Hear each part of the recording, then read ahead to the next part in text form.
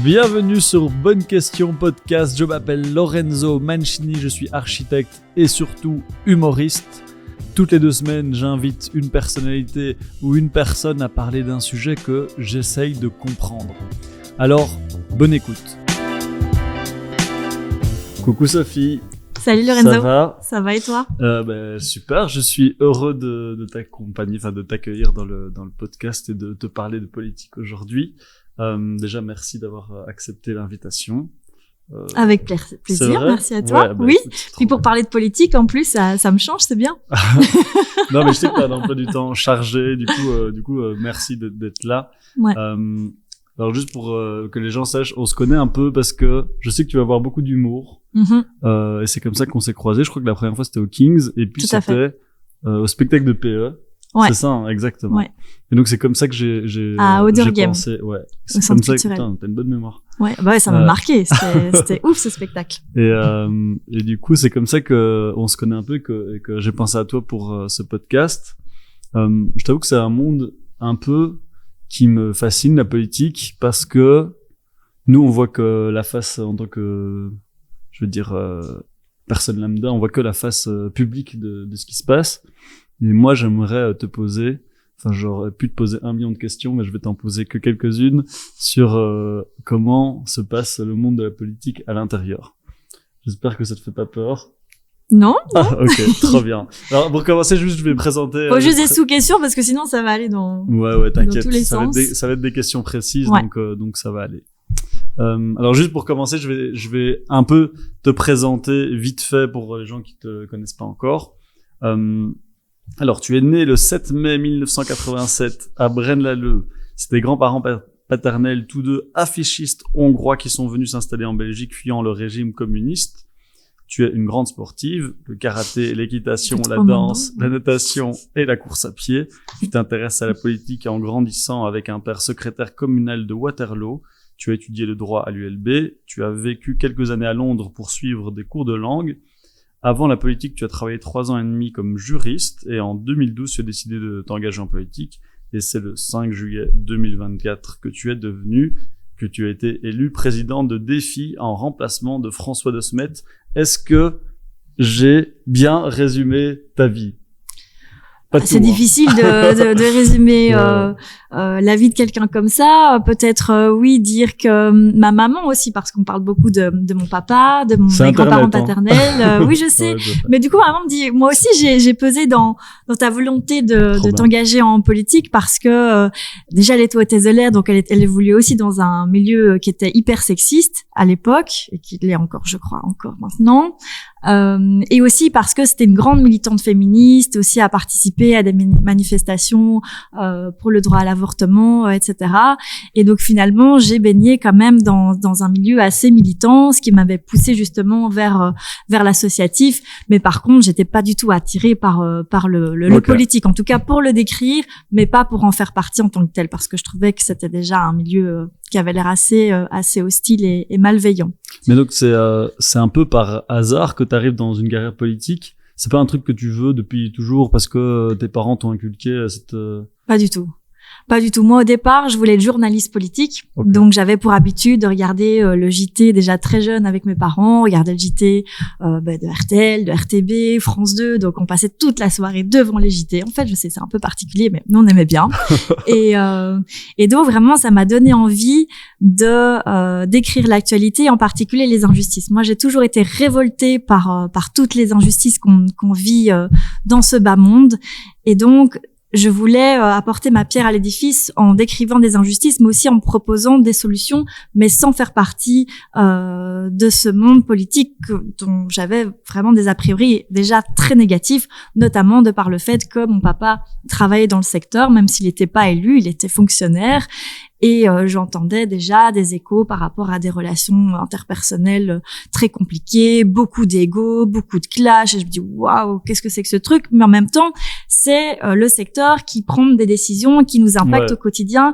Et donc, je pense que c'était important pour moi de pouvoir voir de quelle manière on peut faire bouger les choses. Donc, c'est la raison pour laquelle je me suis impliquée dans le secteur associatif. Et c'est à ce moment-là, en fait, que j'ai été en contact direct avec les différents partis politiques et que j'ai eu un coup de cœur pour le parti des filles qui, à ce moment-là, était le plus proche de mes valeurs et le plus progressiste pour moi.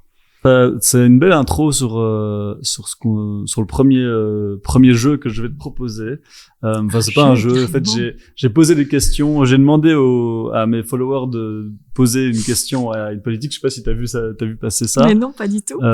Et donc j'ai choisi 3 questions. Mais oui. Il y a un truc qui m'a marqué, c'est que j'ai choisi des questions bienveillantes parce qu'il y a vraiment beaucoup de gens qui ont une sorte de haine du politique. Mm-hmm.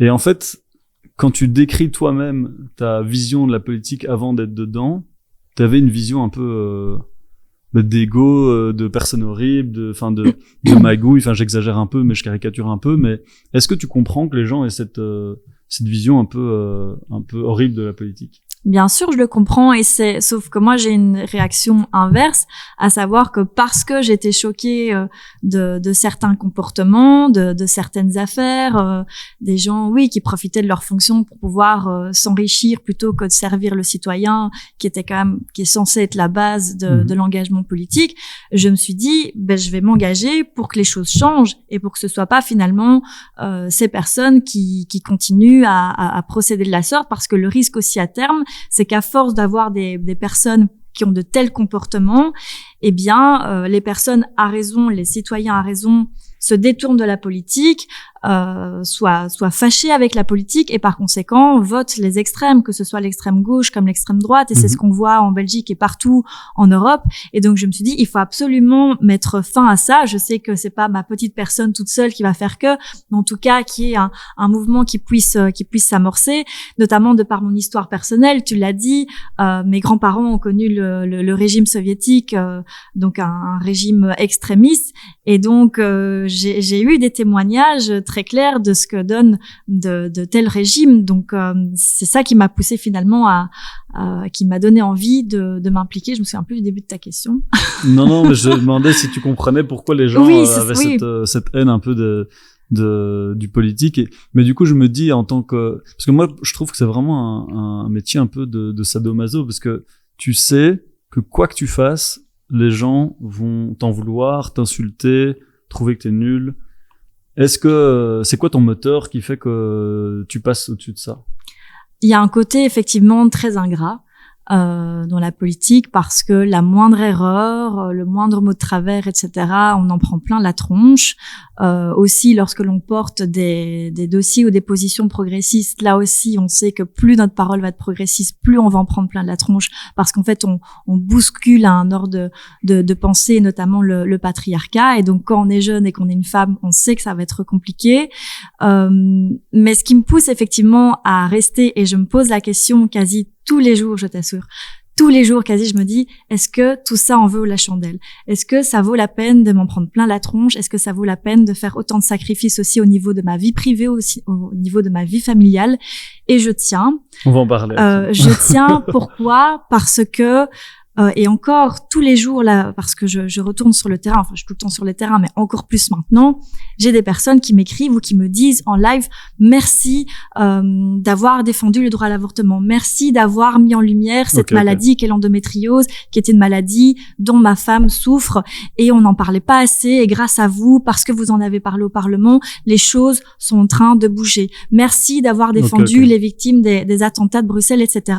Grâce à vous, on en parle, et certaines choses ont pu bouger. Par exemple, j'ai pu faire voter au Parlement le fait que les frères et sœurs, lorsqu'ils sont enfants et qu'ils doivent être placés dans des familles d'accueil ou des institutions, eh bien, ne peuvent plus être séparés parce que c'était ajouté un drame au drame qui vivaient déjà d'être séparés de leurs parents. Donc c'est des petites choses très concrètes ou des contacts. Voilà, j'ai par exemple évité l'expulsion de 3 demandeurs d'asile iraniens qui allaient être pendus en Iran s'ils étaient expulsés. Je suis intervenue à l'aéroport, je leur ai mis en contact avec des avocats, etc. Et c'est des petites choses que certaines personnes ont vues et m'ont dit sincèrement merci pour ce que vous faites. Vous devez tenir bon parce qu'on a besoin de gens comme vous en politique. Et ça, de recevoir quelques messages comme ça sur la semaine, mais ça me fait oublier toute la vague de haine que je peux avoir à côté. Mais donc, c'est des trucs très concrets, en fait, où tu vois que tu as été utile et que les gens te sont hyper reconnaissants, quoi. Oui. Mais du coup, je vais te poser la première question du public et ce qui est marrant, c'est que ça répond un peu à ce que tu as dit. C'est est-ce qu'on peut dire la vérité quand on est femme ou homme politique? Est-ce qu'on peut être complètement transparent avec les gens? J'essaye au maximum de l'être, même si je sais que malheureusement, plus on est transparent, plus ça peut se retourner contre nous parce que, par exemple, dans les débats électoraux qu'on a eu lors des dernières élections, on leur disait, et ça c'est vraiment la marque de fabrique de Défi, on leur disait, écoutez, on peut pas rendre tous les services publics gratuits. Parce que sinon il y a quelqu'un qui va payer, ça sera sans doute vous.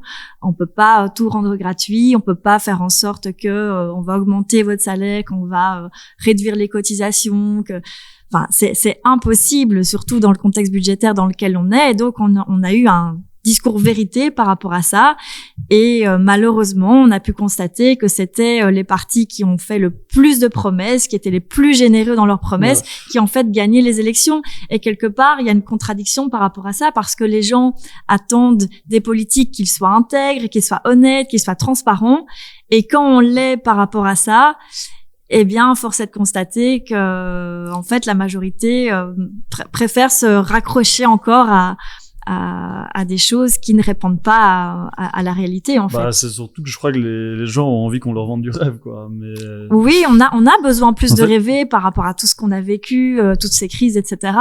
Mais à un moment donné, comme tu le dis, il faut dire la vérité aux gens. Mais j'ai l'impression que les gens, surtout en politique, ne sont pas prêts à accepter qu'un homme politique ou une femme politique dise, en fait, juste, je sais pas, quoi. Enfin, genre, j'en sais rien, je sais. Et en fait, on a l'impression que vous devez être omniscient et que vous devez tout savoir, alors que juste c'est pas humain et qu'on devrait s'en rendre compte. Ouais. Moi, j'ai toujours eu l'honnêteté de dire, que ce soit dans des débats télévisés ou parlementaires, que sur certains sujets, j'ai pas la réponse, et que c'est la raison pour laquelle c'est hyper important d'entendre les experts au Parlement, que ce soit sur le Covid, que ce soit par rapport à des thèmes concernant les indépendants, les artistes ou autres, déjà de se rendre compte de la réalité des gens par rapport à un secteur, par rapport à une thématique. Et à partir de là, oui, c'est le rôle du politique de trancher parce qu'il est élu par les citoyens et parce que les citoyens leur ont donné un mandat pour pouvoir trancher des décisions par rapport à des thématiques, mais dont ils ne peuvent forcément pas être experts. On n'est ni chimiste, ni médecin, ni prof, etc. Mais moi, c'est marrant parce qu'en tant qu'architecte, on a aussi ce truc on gère des électriciens, des plombiers, des menuisiers, mais en fait, on connaît ni l'électricité, ni la plomberie. En fait, c'est une sorte de chef d'orchestre qui a une sorte de vision de base, et puis on essaie que tout le monde suive cette vision, quoi. Donc, il y a vraiment un lien que je trouve intéressant. Alors, la deuxième question, je te l'ai dit comme elle était écrite, hein. Où va tout l'argent? Et c'est une vraie question de où va notre argent, et en fait, la sous-question, c'est en fait quand tu analyses la société, tu payes des impôts sur tout, c'est-à-dire que ce soit ta maison, ton salaire, sur tous les produits que t'achètes, sur ton héritage. Et en fait, je crois qu'il y a beaucoup de gens qui se demandent mais qu'est-ce qu'on fait avec tout cet argent, quoi. Oui, tout à fait. La grande partie de nos impôts vont dans le financement de la sécurité sociale, donc les pensions, les allocations de chômage, les hôpitaux, les écoles. Il y a énormément qui va dans les écoles, et on voit que malgré tout, le niveau de l'enseignement, en tout cas au niveau francophone, est pas terrible. Donc là aussi, légitimement, les gens se posent des questions. Même chose pour l'état des routes. On paye nos impôts, les routes sont déglinguées. On paye des impôts, une taxe immondice par exemple, et ma rue est dégueulasse. C'est pas normal. Et à raison, c'est pas normal. Mais donc, je pense que la question, c'est pas le montant des impôts qu'on paye, même si je pense qu'on est le pays le plus imposé de Belgique et qu'on doit vraiment travailler par rapport à ça. C'est avant tout... Le plus imposé d'Europe, du monde ou du monde. Du monde, ok. Oui, tout à fait. Les revenus du travail, c'est une catastrophe en Belgique, et donc il faut absolument changer ça. Mais il faut aussi qu'à côté de ça, on puisse mieux gérer en fait l'argent public.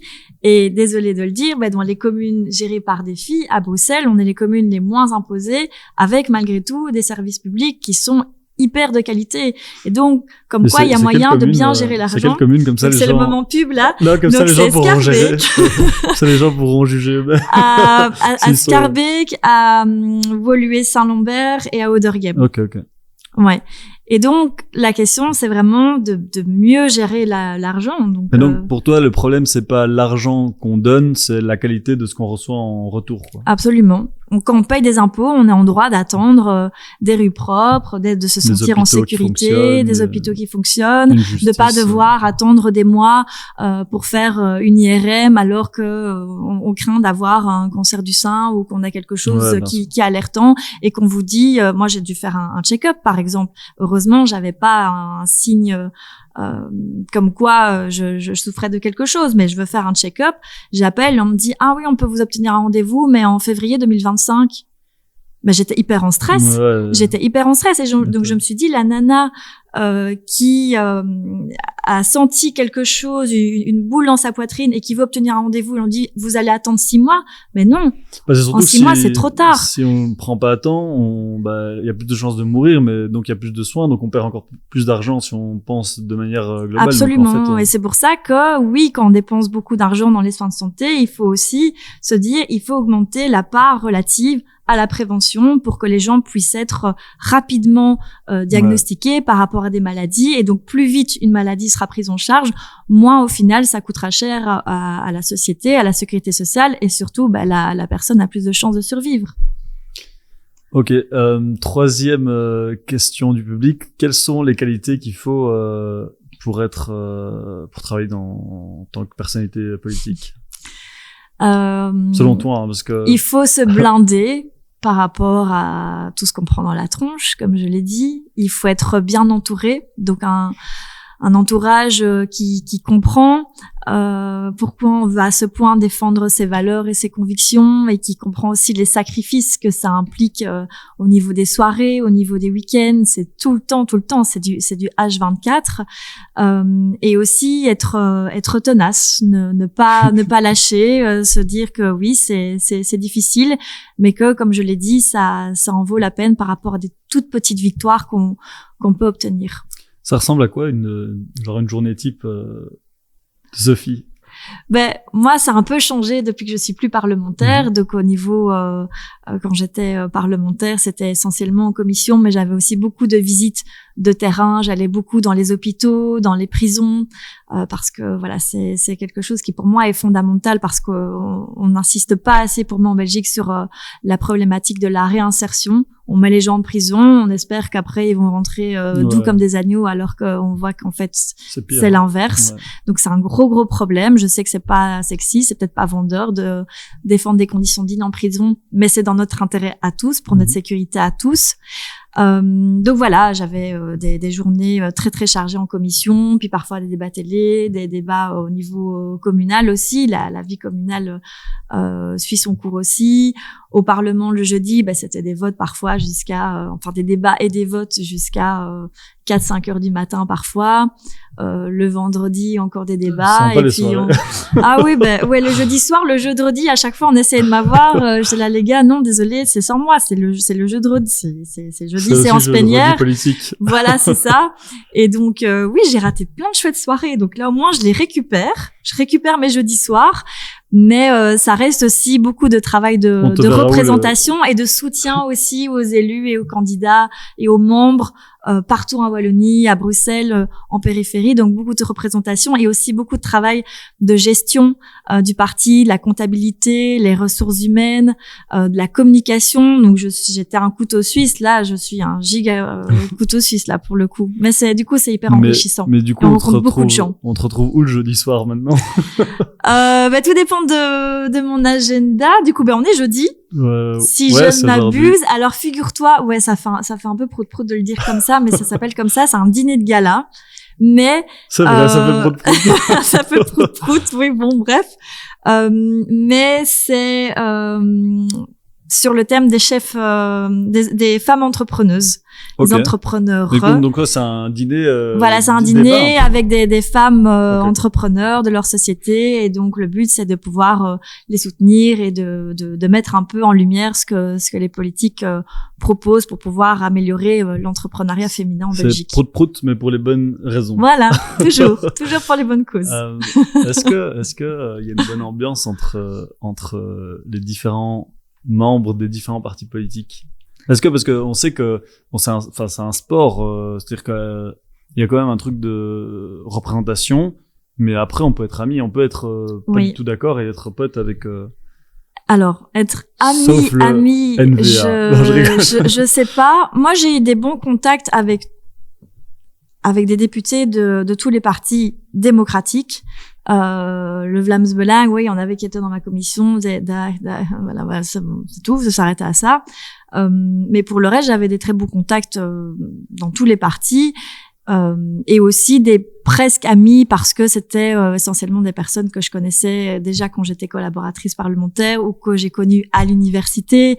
Donc voilà, le fait de connaître certaines personnes d'avant la politique on fait que je connais la personne en tant que telle, l'être humain avant l'homme ou la femme politique, et donc forcément ça aide à avoir une certaine confiance vis-à-vis de cette personne. Mais au sein de de son propre parti aussi, j'ai des amis, mais je aussi je sais qu'il y en a qui veulent ma tête, très clairement. Et puis aussi j'ai connu beaucoup de trahisons au sein de mon parti. J'ai noué des très très bonnes relations pour moi qui étaient amicales avec certains qui, au lendemain des élections, se sont cassés et ont viré vers d'autres partis. Et humainement, je l'ai très très mal vécu. Et je me suis dit à force, est-ce que c'est moi qui les attire ou est-ce que c'est juste que certains êtres humains, sont plus motivés par leur instinct opportuniste que la défense de leurs valeurs ou même d'une certaine amitié qui me semblait naissante. Donc humainement, c'est dur aussi. Mais donc le monde un peu en fait, c'est peut-être comme dans toute entreprise, comme dans tout boulot, il y a des gens intègres, puis il y a des gens qui vont te faire des faux coups, et puis en fait, c'est juste un reflet de la société, quoi. Ouais. Tout à fait.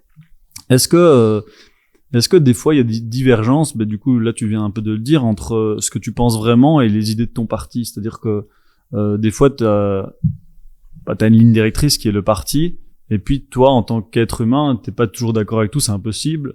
Comment tu fais pour gérer ça? Toi ou de manière générale, et est-ce que du coup t'es obligé de mentir, t'es obligé de jouer un rôle pour le parti, ou comment ça fonctionne?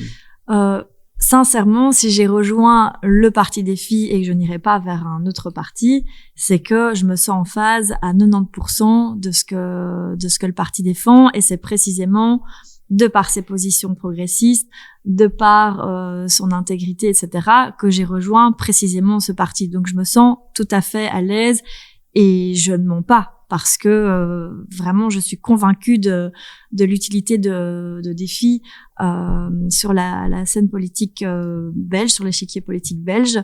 Maintenant, oui, sur certaines questions, je formulerai les choses différemment, ou je suis pas tout à fait d'accord, mais c'est à chaque fois sur des modalités et pas sur des grandes questions de principe.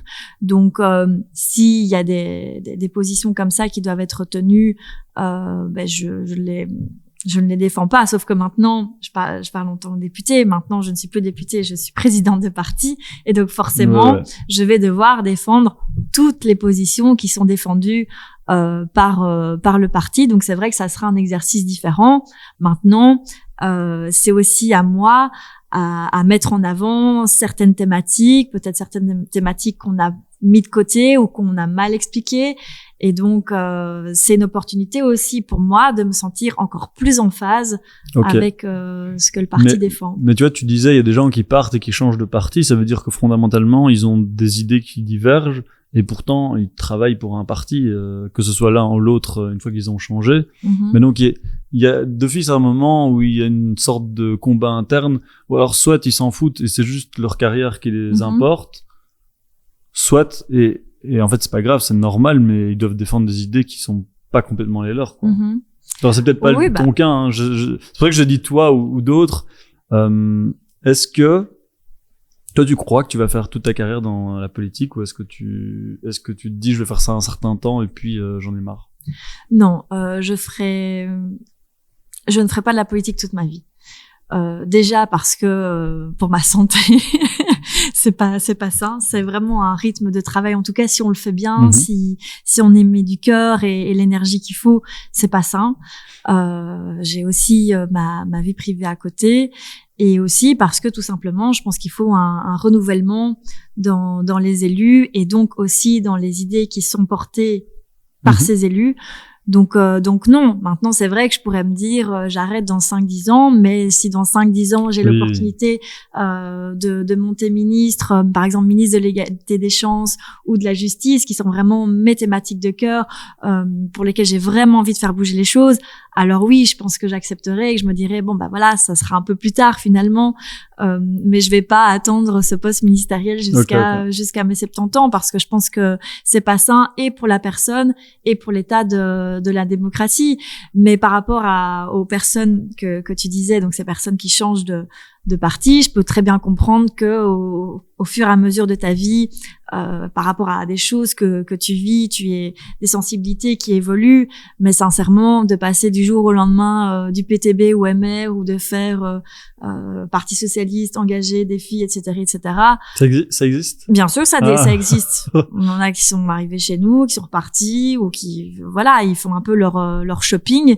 Sauf que la politique, c'est pas du shopping, c'est de défendre des idées, et ça entache aussi la crédibilité de ces personnes et donc des hommes et des femmes politiques de manière générale. Et donc, de nouveau, ça pose la question de la crédibilité du politique et donc de la question de se dire est-ce que je peux leur faire confiance parce que je vote pour la personne, mais aussi pour les idées qu'elle défendent. C'est pas pour que 2 ans après elle passe dans un autre parti qui défend des idées totalement différentes ou sur certaines thématiques en tout cas.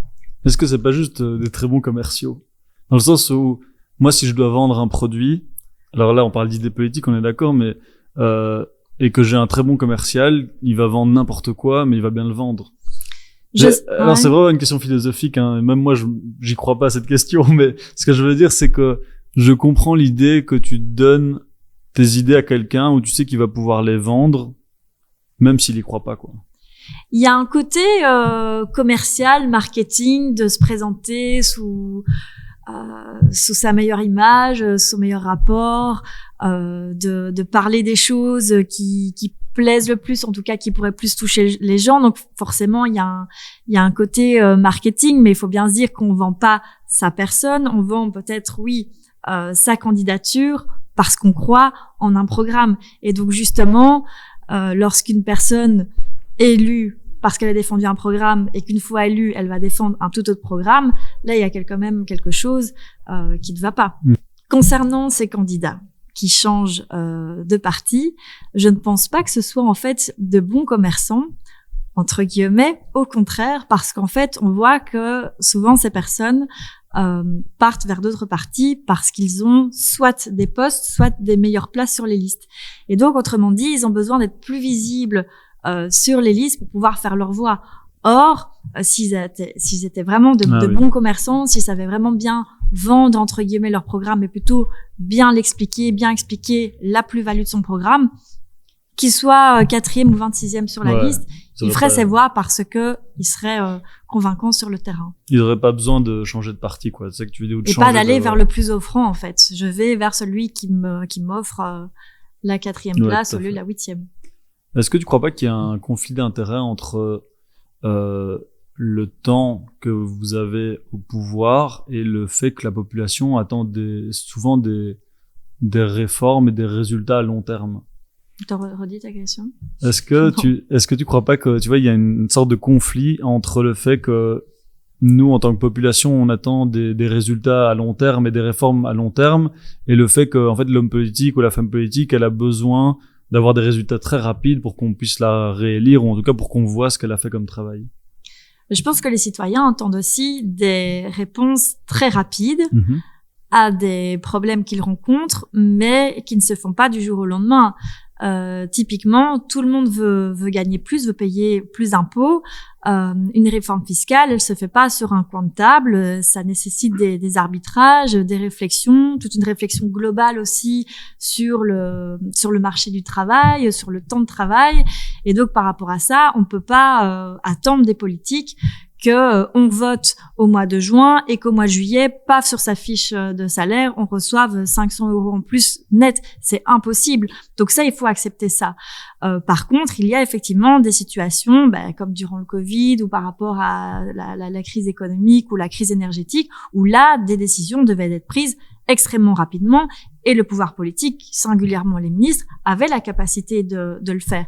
Donc là, effectivement, c'est la responsabilité des élus de le faire, mais par rapport à d'autres sujets, il y a effectivement des majorités qui se dégagent et pour des raisons tout à fait de politique politicienne, on n'arrive pas à aboutir à des votes, on laisse traîner comme ça des textes pendant des années.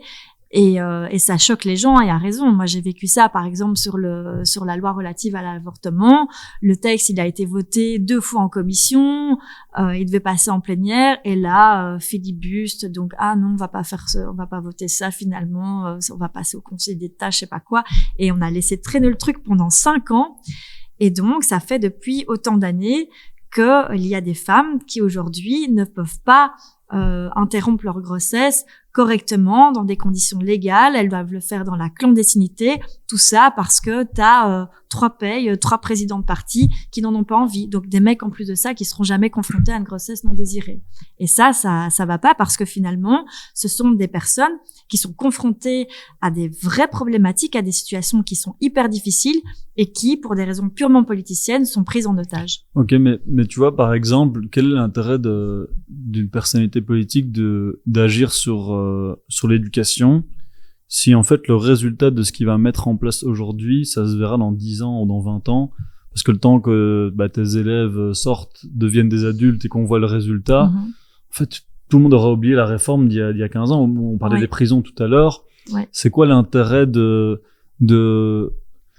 faire en sorte que les détenus s'insèrent mieux dans la société, si au final le résultat, tu le verras que dans des chiffres, des statistiques dans 15 ou 20 ans, quoi. C'est effectivement le problème de beaucoup de politiques en Belgique, c'est cette logique court-termiste de la société, et aussi, sans doute dans le chef de certains, qui voient leur priorité à leur réélection et non pas à faire bouger les choses sur le long terme. Comme tu l'as dit, investir dans les prisons, électoralement, c'est pas du tout porteur, en tout cas auprès de la grande partie de la population. Je pense parce qu'on explique mal les choses aussi. Mais du coup, le ministre qui va investir massivement dans les prisons, les gens vont dire non, il faut investir plutôt là-dedans, il faut construire plus de prisons plutôt qu'investir dans la prévention, etc.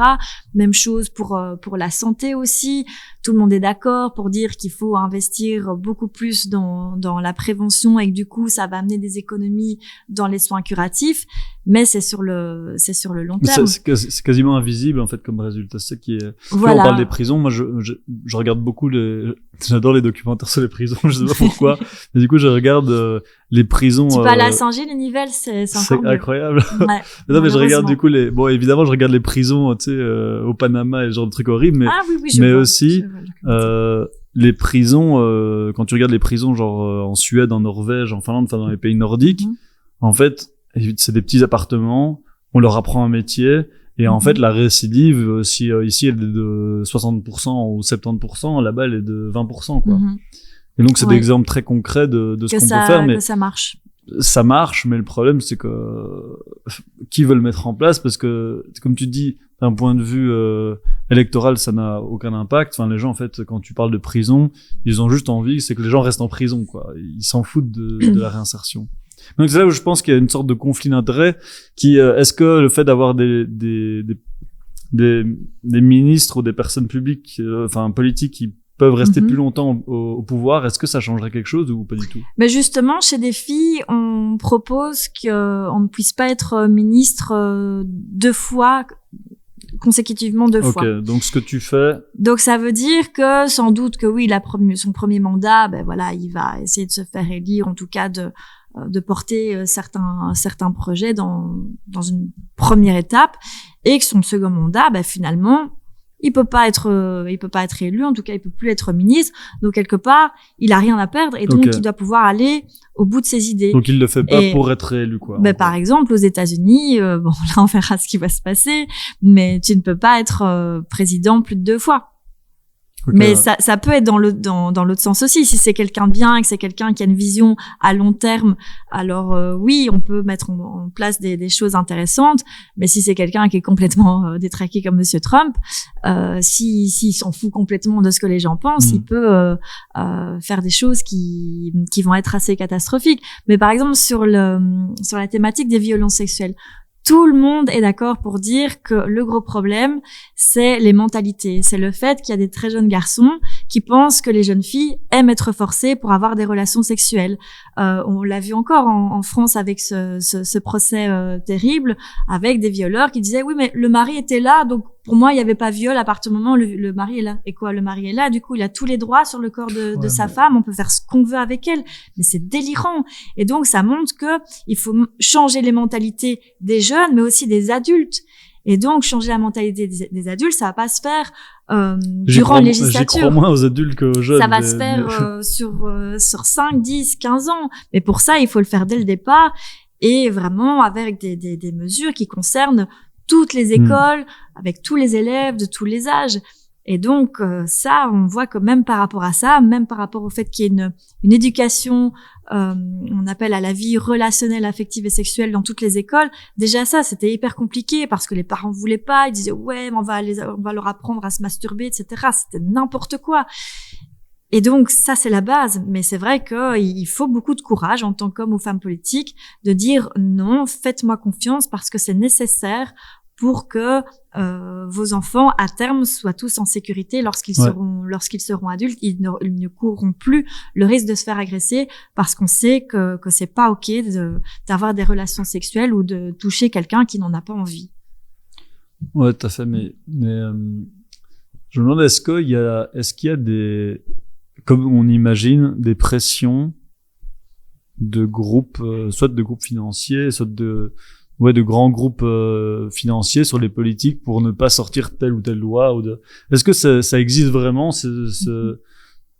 On a l'impression que le politique, en fait, il n'a pas vraiment le pouvoir de faire ce qu'il veut parce qu'il y a tellement de pression en dehors que nous, on ne maîtrise pas, qu'on ne voit pas. C'est une question de caractère et d'intégrité. Je pense que ça se pose surtout au niveau européen. On l'a vu avec le Qatargate, qu'effectivement il y en a qui privilégient l'argent facile à la défense de leurs convictions.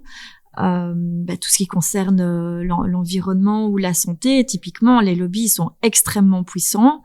Les lobbies fossiles, on l'a vu aux différentes COP, que les lobbies fossiles font une pression énorme pour pas qu'on prenne des décisions qui nous engagent tous à des décisions un peu plus importantes pour réduire les émissions de gaz à effet de serre. Donc ça, et oui, il faut tenir bon. Il faut se dire qu'on fait la politique pour des convictions, pour améliorer notre cadre de vie, pour améliorer notre planète et pas pour s'enrichir et s'en foutre plein le portefeuille. Donc déjà, voilà, c'est une question pour moi d'intégrité. Mais au niveau national, donc pour moi, ça se pose moins. En tout cas, moi, je l'ai très peu vécu au niveau fédéral quand j'étais députée. J'ai eu quelques demandes de lobby ou de demandes de rencontres par rapport, par exemple, au lobby des cigarettes électroniques, qui me disaient oui, mais les cigarettes électroniques c'est bien, etc. Ça permet aux gens d'arrêter de fumer. Oui, mais ça incite aussi beaucoup de jeunes à commencer à fumer en fait. Et donc ça, à chaque fois il niait le truc. Donc je sentais bien qu'ils étaient pas là pour défendre la santé de tous et toutes, mais pour vendre un max leurs produits et pour déstigmatiser leurs produits qui peinaient du coup à lancer. Entre-temps, voilà, ça s'est hyper fort démocratisé. Mais c'est plutôt à ce niveau-là que j'ai vécu pas certaines pressions, mais certaines demandes d'invitation. J'ai pas reçu de cadeaux, j'ai pas reçu tout ça. Personne ne t'a menacé de mort et tout ça dans ça. Menacé. Oui, sur les réseaux, mais ça. Si, j'en ai. Mais je veux dire, t'as pas un lobby qui t'a envoyé une tête de cheval dans ton lit découpée ou... Non, pas encore. Pas encore. Okay. Alors, je te propose de faire un petit jeu. Je vais te donner un début de phrase et tu dois le terminer avec ce qui te semble le plus important. Quelques mots. Oui, après, si tu veux donner une explication, n'hésite pas. Hein. D'accord. C'est un podcast, hein, c'est pas une Faut que interview ça, politique. faut que ça évite. D'accord. Le plus grand défi auquel fait face notre démocratie aujourd'hui est, L'extrême droite. si je pouvais changer un aspect du système électoral, je commencerais par... Que chaque voix compte et que par conséquent, la personne qui se situe à un niveau plus bas dans la liste puisse avoir autant de chances d'être élue que celui qui est en haut de la liste. Ok. Le rôle des médias dans la politique est de... Les médias sont censés être là pour vulgariser nos idées, pour mieux expliquer ce que les politiques proposent. Et donc, ils sont censés ne juste... Ils sont censés être juste pour ça, mais effectivement... plus on a une parole qui est radicale, plus on va être dans les médias, et je pense que c'est pas vers ça qu'on doit aller. À l'école, on devrait ajouter un cours d'éducation à la vie relationnelle, affective et sexuelle dans toutes les écoles pour tous les âges. Ok. La meilleure façon de combattre les inégalités sociales est d'apprendre aux enfants, dès le plus jeune âge, là aussi, à apprendre à se respecter et apprendre aussi à démystifier les différences. Par exemple, au niveau des filles, on défend depuis longtemps un cours d'histoire comparée des religions pour que les petits de la communauté juive, de la communauté musulmane, de la communauté chrétienne puissent se rencontrer et comprendre ce que c'est la Bible, la Torah, le Coran et un peu sortir de ce que les uns disent sur les autres. Ok. Pour intéresser les nouvelles générations à la politique, il faudrait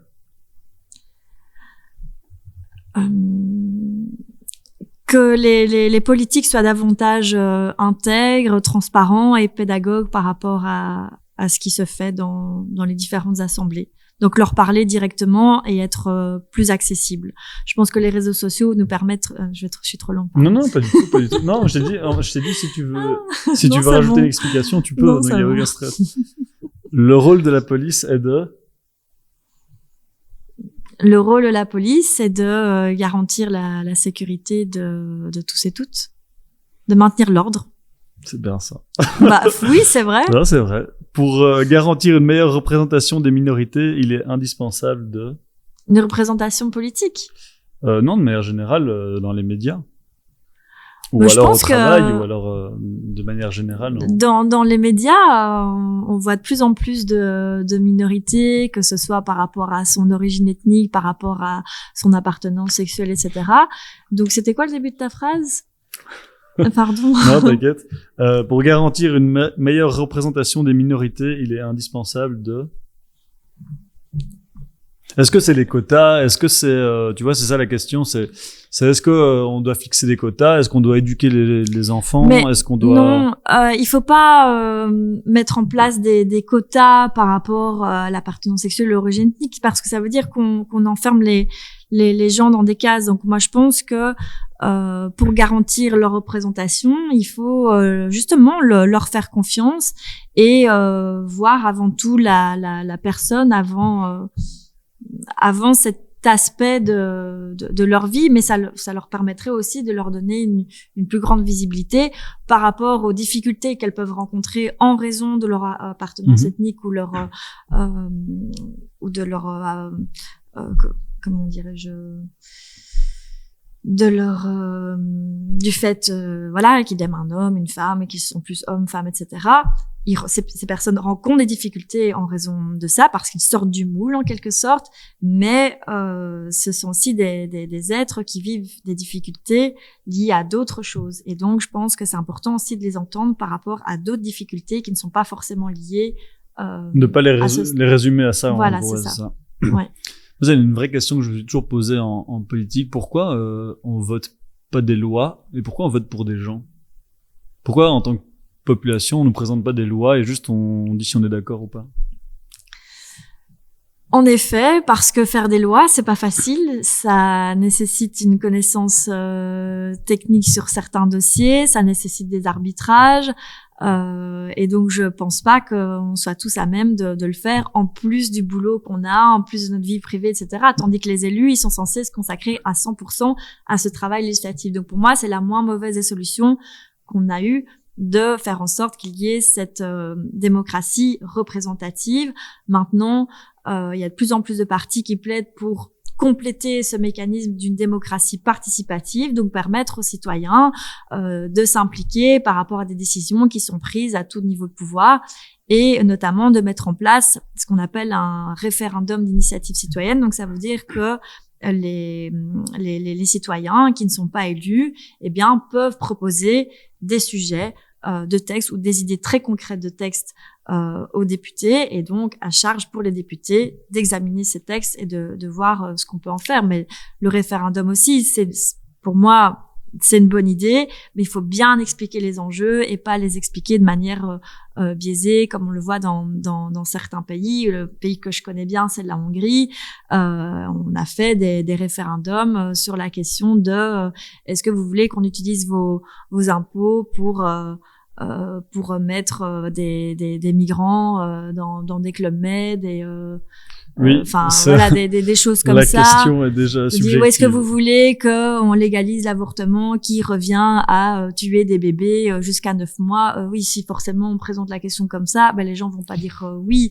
Donc il faut être honnête par rapport à, je caricature, mais il faut être honnête par rapport à la manière dont on présente l'enjeu qui ferait éventuellement l'objet d'un référendum. Mais c'est une vraie question aussi de est-ce que quelqu'un qui ne connaît pas la politique peut faire de la politique?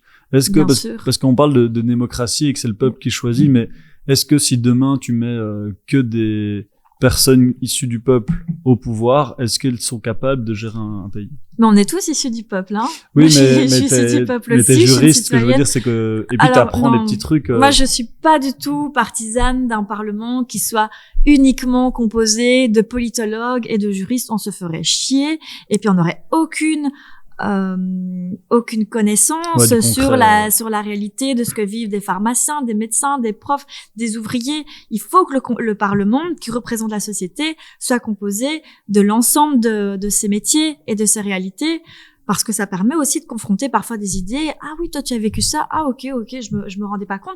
Pour aussi que les mentalités des députés puissent évoluer. Mais par exemple, moi j'ai fait droit, j'ai jamais eu un cours sur comment rédiger une question parlementaire ou une proposition de loi. Je l'ai appris sur le tas, donc forcément, des connaissances de droit constitutionnel, etc. m'ont aidé, mais on a tous appris ça sur le tas, et c'est ça qui est beau aussi en politique, c'est qu'on apprend tous les jours, et que c'est accessible pour tout le monde. C'est juste que oui, il faut se faire élire, il faut avoir des convictions, il faut tenir, et il faut aussi accepter que c'est difficile et qu'on doit pouvoir apprendre ça. Il n'y a pas un manuel. Oh, ok, d'accord. Ouais, c'est ça. Mais donc, le bon mix, c'est un peu des deux. C'est-à-dire des gens qui techniquement savent comment créer des lois, mais en même temps des gens qui concrètement savent ce que sont les vrais problèmes des gens, quoi. Oui, c'est ça. Maintenant, moi, je ne suis pas gardienne de prison, je ne suis pas médecin, je ne suis pas infirmière, mais j'ai sans cesse été sur le terrain, et donc j'ai vu la réalité. Et donc, c'est ce qui m'a permis d'acquérir une certaine légitimité pour être le représentante au Parlement. Donc, j'étais pas infirmière, mais les infirmières me faisaient confiance par rapport aux interpellations que je portais auprès du ministre de la Santé. Et donc, c'est ça qui est beau aussi, c'est que il y avait d'anciennes infirmières, mais il y avait aussi des juristes qui ne le sont pas, mais qui avaient envie de faire bouger les choses, avec aussi leur propre sensibilité. On est tous des êtres humains, et de par notre vie privée, etc., on a aussi des sujets et des idées qu'on a envie de porter et que notre collègue n'aurait pas. Est-ce qu'on est prêt à ce que la démocratie soit totale, dans le sens où, moi je prends des questions comme l'écologie, où en fait j'ai l'impression, peut-être que je me trompe, que la plupart des gens, en fait ils s'en foutent parce que ça les touche pas directement. Je prendrai un autre exemple. Si demain on a une proposition de loi pour la peine de mort pour les pédophiles, j'ai l'impression, quand je regarde les réseaux sociaux, quand je regarde les gens, que les gens voteront pour. Est-ce qu'on est prêt à accepter la démocratie jusqu'au bout? Parce qu'en soi, tous les régimes un peu fascistes, tout ça, c'est de la démocratie à la base. Enfin, pas tout le temps, mais souvent, c'est des gens qui ont été élus. et qui en fait sont le résultat de la démocratie. Oui, sauf que Mais après, ils prennent le pouvoir, ces personnes ont été élues en faisant peur aux gens, en n'étant pas honnêtes, en leur faisant croire que c'est parce que ces personnes-là leur piquaient leur job, que c'est à cause d'eux qu'ils n'ont pas de pension correcte, que c'est à cause d'eux que leurs enfants sont en insécurité, se font agresser le soir ou la nuit quand ils sortent, etc. Donc, toutes les personnes d'extrême droite qui ont été élues parce qu'ils diffusaient des mensonges, des choses qui sont pas vraies, en faisant peur aux gens, en montrant, en désignant des boucs émissaires. Et donc pour moi, c'est pas ça la démocratie. La démocratie, c'est dire la réalité des choses, c'est dire voilà, en l'état, on peut mettre ça en place compte tenu des lois actuelles ou compte tenu du contexte budgétaire, compte tenu du contexte international, etc. Et c'est ça la démocratie, c'est de faire confiance à des élus qui ont été élus sur base de programmes et de propositions qui sont réalistes. Je sais pas si je réponds à oui, ta bien question. sûr, mais je me demande, tu vois, par exemple, par rapport à l'écologie, en fait, moi, je vois ça des fois comme des parents et des enfants. Si à des enfants, tu leur dis, c'est vous qui décidez. Tu mets les 3 enfants ensemble et tu leur dis, vous décidez qu'est-ce qu'on mange à midi. Ils vont manger des chips, des bonbons et pour le bien de ces enfants, des fois, il faut quelqu'un d'extérieur qui leur dit, en fait, non, c'est pas ça qu'on va manger. Je prends l'écologie, pour moi, c'est l'exemple le plus parlant. C'est qu'en fait, des fois, il faut imposer des trucs. Enfin, j'ai l'impression qu'en tout cas, si on ne les impose pas, on va vers une catastrophe. Mais qu'aujourd'hui, en tant que population, et même moi, hein, je me dis, en fait, est-ce que j'ai envie de réduire mon train de vie? Est-ce que j'ai envie de... Et donc, est-ce qu'il n'y a pas une sorte de conflit entre ce qu'on devrait faire pour le bien de tout le monde et l'envie de la population et des gens normaux? Et l'exemple, moi, je trouve que l'exemple parlant de la peine de mort pour les pédophiles, moi, j'ai l'impression que que la peine de mort, c'est pas quelque chose de bien, et ça, c'est ma conviction personnelle, mais j'ai l'impression que si demain tu fais voter cette loi au peuple, demain on tue les pédophiles, quoi. J'en suis pas certaine parce que on se base souvent sur les commentaires des réseaux sociaux. Il faut bien se rendre compte que ceux qui distillent leur haine sur les réseaux sociaux sont pas représentatifs de toute la société. C'est souvent les mêmes. Hein. Moi, ceux qui m'attaquent sur Twitter, c'est toujours les mêmes. J'en parlais à une collègue l'autre jour. Je disais le gars. Ton père la turlute ou je sais plus c'était quoi son pseudo. Ah oui, tu le connais lui aussi, il arrêtait pas. Donc le gars en fait il est hyper connu, mais on a l'impression du coup c'est des personnes différentes qui sont toutes porteuses d'un même ordre d'idées. Peine de prison pour ces salauds, c'est trop bien. Et en fait non, je crois que c'est une minorité qui fait beaucoup de bruit, quoi. Voilà, c'est souvent le cas sur les réseaux sociaux et surtout sur Twitter. Et l'autre, mais par exemple l'écologie, c'est l'autre. Là aussi, moi je pense que au regard de ce qu'on a vécu, les grands épisodes de sécheresse ou les inondations, etc., ont quand même fait réfléchir les gens en se disant oui, en fait c'est quand même les conséquences d'une planète qui est complètement déréglée, le fait qu'on a fait n'importe quoi avec cette planète dès le début de l'ère industrielle, on n'a pas du tout, on a découvert le pétrole, on va faire tout avec le pétrole, c'est trop bien. Là on se rend compte que c'est pas possible et on doit voir dans cette transition écologique l'opportunité de donner de l'emploi aussi. Il y a plein de filières qui recherchent de l'emploi, donc on doit le voir comme ça, et aussi dépasser cette logique de nouveau court-termiste. On parlait des politiques qui ont une logique court-termiste. Beaucoup de gens aussi vivent dans une logique court-termiste. Moi, je peux profiter à fond de la planète. Je verrai pas les conséquences que ça aura auprès de mes enfants, c'est-à-dire que si tu leur demandes et que donc il faut expliquer la nécessité des mesures qui sont proposées. Par exemple, la zone 30 à Bruxelles, au début, tout le monde râlait en disant moi c'est ma liberté de foncer dans les rues, etc. Au final, là, les gens, je pense, la majorité des gens sont contents parce que ça a apaisé les quartiers, ça a amélioré la qualité de l'air. Ça a amélioré la sécurité routière, ça a réduit la mortalité sur les routes, etc. Donc les gens se disent, en fait, on est gagnant, c'est gagnant au niveau écologique, c'est gagnant au niveau de la sécurité. Donc peut-être dire, à la limite, si vous voulez pas sauver la planète, parce que rendez-vous compte qu'il y a aussi un enjeu au niveau économique, au niveau de votre sécurité, au niveau de votre santé. Et là, les gens se disent, Ah ben oui, ça va me concerner aussi, et sur un plus court terme. C'est malheureux, mais si donc, c'est ça qui les touche, oui. Des arguments qui sont financiers et d'aujourd'hui. Financiers pour ou plus directs par rapport à la santé, par exemple. Ouais, tout à fait. Tu crois que la Belgique et l'Europe ressemblera à quoi dans 50 ans? Ou dans 100 ans? Ouf. Ou qu'est-ce que t'espères, peut-être? Oui, ce que tu crois. déjà, une Belgique et une Europe qui sera beaucoup plus peuplée qu'elle ne l'est aujourd'hui. Et donc, qui, je l'espère, aura réglé des problèmes d'approvisionnement en énergie, en nourriture. Donc là, je pense que c'est des décisions qui doivent être prises déjà maintenant par rapport à ça. Ça, c'est ce que t'espères, qu'elle soit plus peuplée? Ah non, je l'espère pas, c'est la réalité. Ah, oui, okay. Il y a une explosion démographique et en même temps, on a besoin aussi de la migration économique parce qu'il y a des filières qui sont totalement pénuries et dont les Belges ne veulent pas, malheureusement, à raison, on a beau faire ce qu'on veut. Donc, et c'est une réalité. Les gens vont continuer à fuir leur pays pour des guerres, pour des réchauffements climatiques dont les effets sont encore beaucoup plus importants. Donc il faut y répondre, mais il faut pouvoir revoir, la manière dont on vit, tout simplement. Et ça nécessite d'avoir des politiques qui ont une vision d'avenir et pas court-termiste, je vais me faire réélire. Ça, c'est clair qu'on va pas y arriver. Ça, c'est la conclusion, j'ai l'impression, de ce podcast. J'ai encore 2-3 questions sur c'est quoi la vie privée, du coup, d'une personnalité politique. C'est quoi, par exemple, vivre avec Sophie? Ça ressemble à quoi de partager la vie de quelqu'un qui a une vie atypique, quoi? Oui. C'est accepté que quand Sophie rentre le soir d'une journée de boulot, qu'elle ait plein de choses à dire sur ses rencontres, sur des choses qui l'ont choquée ou des choses qu'elle a appris, etc. Moi, j'ai des journées vraiment extrêmement riches et j'ai besoin de partager ça. Et donc, c'est vrai que la personne qui vit avec moi se prend tout ça dans la tronche, limite 15 minutes de monologue. Il y a ça, il y a ça, il y a ça. Ah oui, d'accord.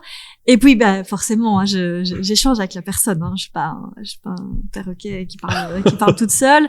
Mais il faut accepter que, oui, j'ai mes convictions et que je suis entière et je suis aussi très émotive et même hypersensible. Je sais plus trop le mot pour dire ça, mais je ressens ça que, oui, quand je vis des injustices par rapport à un texte qui est important pour les gens et qu'on vote pas parce que machin a pas envie, parce qu'il fait campagne ou parce que blablabla ça l'emmerde, ça me révolte.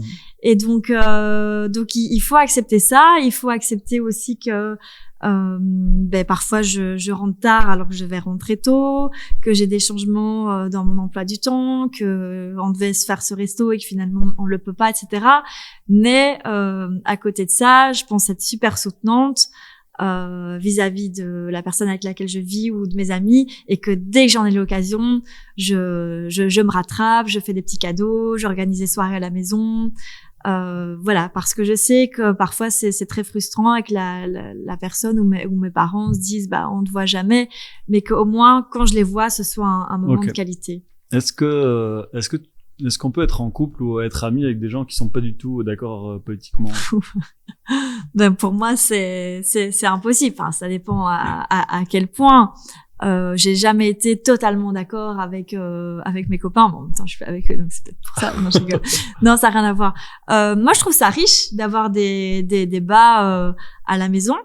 C'est un bon exercice déjà, et puis c'est hyper enrichissant. C'est comme ça que tu prépares les débats. Mais c'est parfois oui, mais c'est aussi hyper enrichissant d'être confronté à des opinions qui sont différentes des nôtres, et comme ça on sort aussi des algorithmes sur les réseaux sociaux. On a l'impression qu'on a la science infuse et que tout le monde est d'accord avec nous. Non, en fait, d'accepter que d'autres personnes soient pas d'accord avec nous, ça permet parfois de construire des arguments ou des contre-arguments.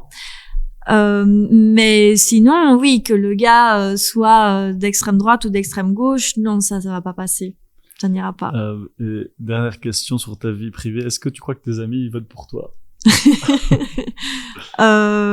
Oui. La grande majorité, oui. soit parce que ils partagent mes convictions, soit aussi parce que ils savent que je suis une bosseuse dingue. Enfin, je travaille énormément et que justement je travaille parce que je défends des valeurs et que je suis intègre, que je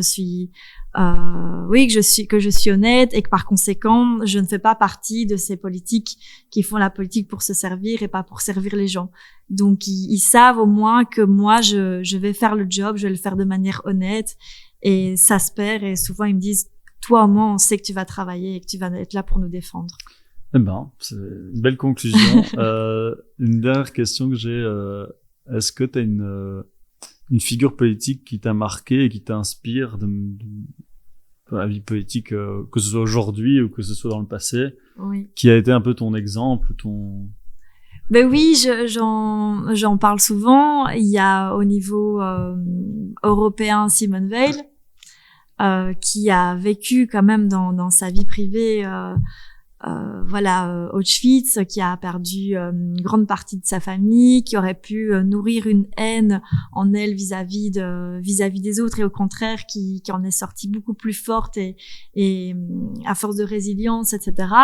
Donc je trouve que c'est quelqu'un qui vraiment de par son vécu a un parcours extraordinaire. Et Antoinette Spaak aussi au niveau belge, donc première femme présidente de parti qui est défi aujourd'hui, qui a fait aussi de la politique à une époque où c'était une des rares femmes qui faisait partie de ce secteur-là. Donc, elle a dû défendre ses convictions face à une assemblée extrêmement, Simone Veil aussi, une assemblée extrêmement hostile qui vivait pas les réalités de femmes qu'elle tentait de leur expliquer ou de défendre. Donc, ce sont des femmes vraiment qui ont fait preuve d'un immense courage, un immense bagou, d'une immense ténacité. Et c'est une belle leçon de vie pour toutes les femmes qui veulent se lancer aujourd'hui en politique, parce qu'on se dit, waouh, on en prend plein la tronche sur les réseaux sociaux. Mais j'ai l'impression que c'est rien par rapport à ce qu'elles ont vécu en live il y a 40, 50 ans. Eh ben, magnifique. La dernière question du podcast. Qui est-ce que tu inviterais dans le podcast et surtout pour parler de quel sujet? Ça peut être artistique, ça peut être politique, ça peut être des cuisiniers, ça peut être, j'en sais rien, un peu ton boulanger. Je trouve qu'il est incroyable et qu'il fait des super chouquettes. Mais Kamala Harris, elle pourrait parler de politique, mais aussi de ce que vivent les femmes au quotidien, de ce que vivent les minorités au quotidien. Donc, elle représente vraiment ce plafond de verre qui est hyper difficile de percer, mais une fois qu'il sera percé, vraiment, ça va ouvrir la voie à toute une série de femmes et de filles qui voient la politique comme un milieu inaccessible. Et on a besoin de rôle modèles comme elle. Magnifique. Voilà, le podcast est terminé. Un grand merci d'être venu. Où est-ce qu'on peut te retrouver? Est-ce que tu as, je sais pas, réseaux sociaux Oui. Je fais tout moi-même en plus. Ah ouais, c'est vrai. Je poste tout moi-même. Bon, j'ai de l'aide parfois sur certaines vidéos, mais sinon je poste tout moi-même, je rédige tout moi-même et je réponds moi-même à tout, à tous les messages. N'en profitez pas pour voilà. Mais oui, mais ça me tient à cœur parce que je trouve que c'est hyper enrichissant et c'est important de rester accessible. Eh ben on les mettra en lien de cet épisode. Oui. Merci beaucoup et merci à bientôt. Merci. Merci d'avoir écouté Bonne Question Podcast. On se retrouve dans 2 semaines pour essayer de comprendre un nouveau sujet passionnant. Alors n'hésitez pas à nous suivre sur les réseaux sociaux, Instagram, Facebook, YouTube, TikTok, Threads, LinkedIn, ce que vous voulez. À bientôt, big bisous les amis.